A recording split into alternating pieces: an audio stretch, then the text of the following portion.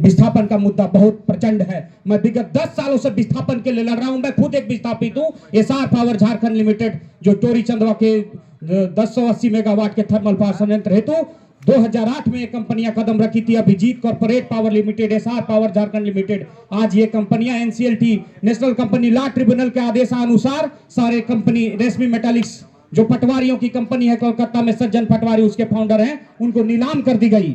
और ये परिस्थिति है कि आज हमारे क्षेत्र में ये कंपनी जब आती है तो हमारे मैन पावर के कर्मियों को, हमारे रैयतों को, विस्थापितों को टर्मिनेट करती है और कहती है कि आपको मैं नहीं जानता हूं, मैं नीलामी में लेकर आया हूं, I am in auction process, I participated in bid and I am the successful bidder, who are you, ऐसे बोलते हैं। मैं उनको कहना चाहता हूं कि सर हमारे पास सारे डॉक्यूमेंट्री एविडेंस हैं, मेरे पास सारे सबूत हैं। ये कंपनियां बिकी है corporate going on concern basis पे अकॉर्डिंग टू इंसॉल्वेंसी बैंकरप्टी कोड 2016, भारतीय दिवालिया शोधन कानून के अमेंडमेंट एक्ट 2021 में कॉर्पोरेट गोइंग सेल मेथड पे बिका है, जिसमें साफ लिखा है कि all strategic liability, demand, taxes, all thing is to be assented by the bid participant and borne with the successful bidder.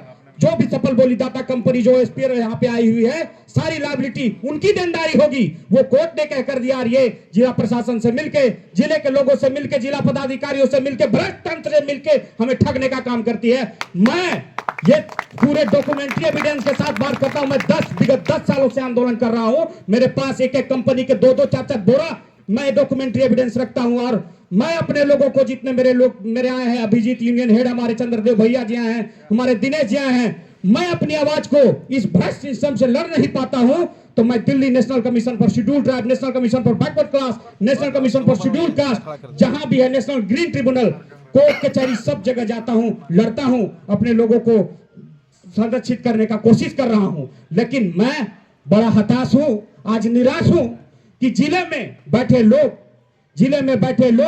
राज्य में बैठे लोग भ्रष्टाचार की सीमा पार कर रहे हैं। मुझे दुख होता है, मुझे यह दुख होता है कि शिक्षा सार्थक तब होगी अगर आप एजुकेटेड हैं, आप शिक्षित हैं, आप में ज्ञान का संचार है।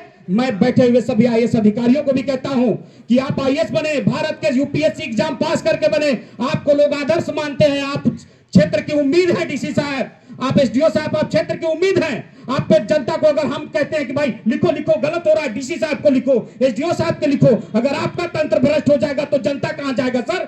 आपकी शिक्षा की सार्थकता तब है जब शोषित, पीड़ित, वंचित और समाज के अंतिम व्यक्ति तक आपकी शिक्षा की ताकत पहुंचे।